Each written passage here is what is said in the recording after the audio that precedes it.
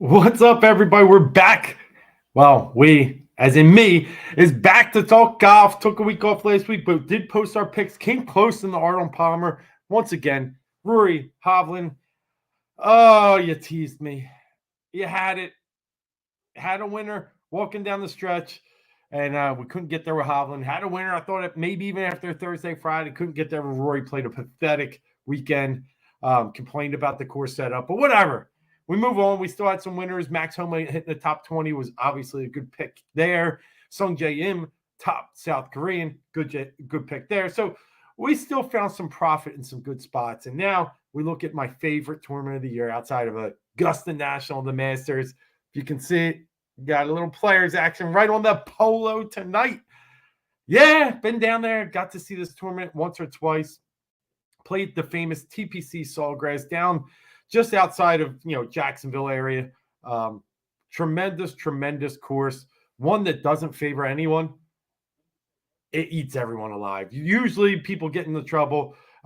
Plays at like the third most penalties on the PGA Tour. Water almost everywhere, especially when you think about the classic 17th hole. The par 3, little pitching wedge, some gap wedges, some sand wedges, depending on how the wind is blowing, and it just tortures players. The Island Green, it's really, if you're made for it, you're ready. If you're not, you're in the drink.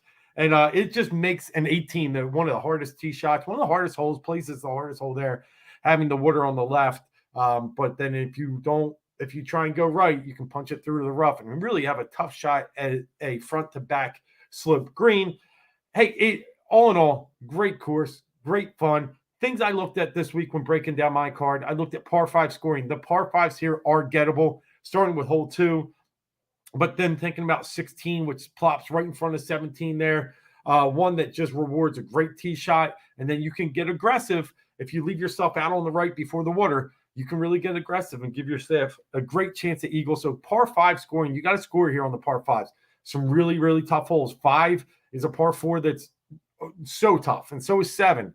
8 plays a very, very long, hard par 3. 9 then opens back up to an easier par 5 again, but it rewards good placement of your tee shot. Not necessarily distance on the par 5s. It helps, don't get me wrong, but it's more placement. So I looked at par 5 scoring. I looked at birdies or better gain. I looked at approach shots from 150 to 175 in years past, especially since they moved this to March. They sat here and did 125 to 150. But now that we know it's going to be wet out, I'm bumping that back a little bit. We might have a little bit deeper of approach shots to these greens. So I'm looking at the 150, 175 range. And then lastly, man, I just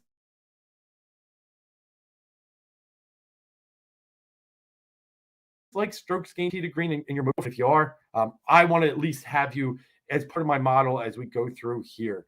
All right. So real quick, winners, right? That's what we're all here for. That's what we try and capitalize on. Picked 2 so far in 6 tournaments. Really been close with Berger at the Honda. Again, talking about Hovland last week. There's some potential here, and I feel like we're hitting the right chords. So now let's try and hit one this week. It's not always the best player. As you know, and if you've seen me, I've never taken the top guy. I won't take the top guy. Not this week, even though I really do like him. I do like JT, but he won last year, and it was actually surprising fashion. He played a lot of his 5 woods off the tee, low draw stingers. What's up, Cease? Great to hear from you again. Great to see you again. As always, that's my man. I like JT, but don't like him enough to bet on him. And I love Rahm this week. Rahm's short game has really let him down. His putting, his chipping. This is a guy that's still finishing the top 15, 20 in most tournaments with just an off game. He can win any week, and I do like him in some areas this week. But we're going to focus. My betting card is on Colin Morikawa. Colin Morikawa at 16 to 1. We know at Genesis he sat there and got third place finish. He was fantastic there.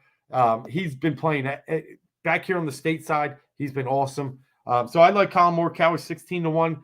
Cantlay 20 to 1. Cantlay hasn't played great here.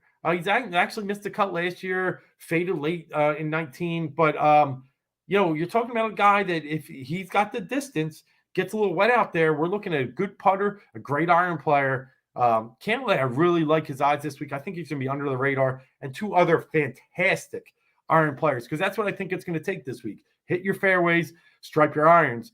Cam Smith, Daniel Berger, how can you go wrong? Smith with an early season victory, obviously out in Hawaii, and Berger with a close call out in Honda. I think he's back into form.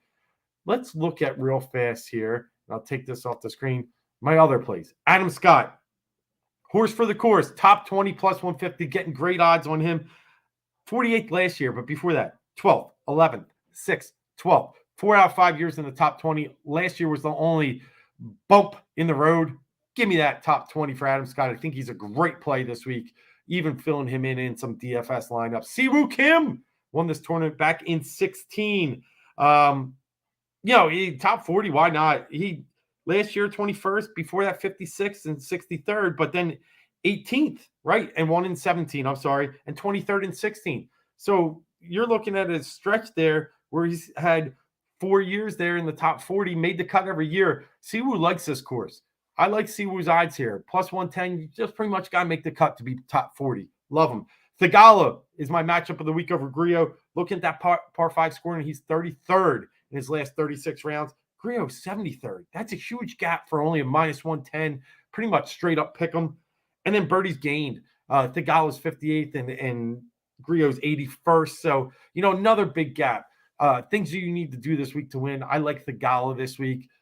He's not very familiar with this course from a professional perspective, and that's why I think we're getting some good odds on him. And then lastly, here's my Rom pick for you. I don't mind if you play him to win. I just don't love 10-1. So I'm going to take him as the top European player. Really has to beat out a couple, big names, obviously, in Rory and Hovland. But to get plus 330 and not really put any Americans in the mix, love Rom this week. So with that said, those are our plays this week. My plays this week. Can't wait to watch the players. As always, any good first-round leaders? I actually hit Rory with a first-round lead last week. See, it's going to be wet. And with that said, look at Adam Scott. I even like a guy, a little deeper down the board on there. Guys that play good in these conditions. It's I'm trying to see who I plugged in already for you, but it looks like my first round lead after round one.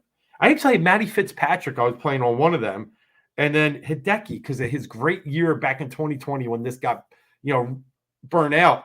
They blew the whistle right there in the middle of the first round. He was on fire. So those three, Hideki, Fitzpatrick, I think are really good plays here.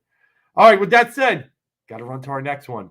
Thanks for joining us. Players, great week, great golf. Oh, I can't wait to watch it this week. Hope you do too. Until next week, I'm the Twilight. We're the Twilight Rate. I'm Dave Gleckner.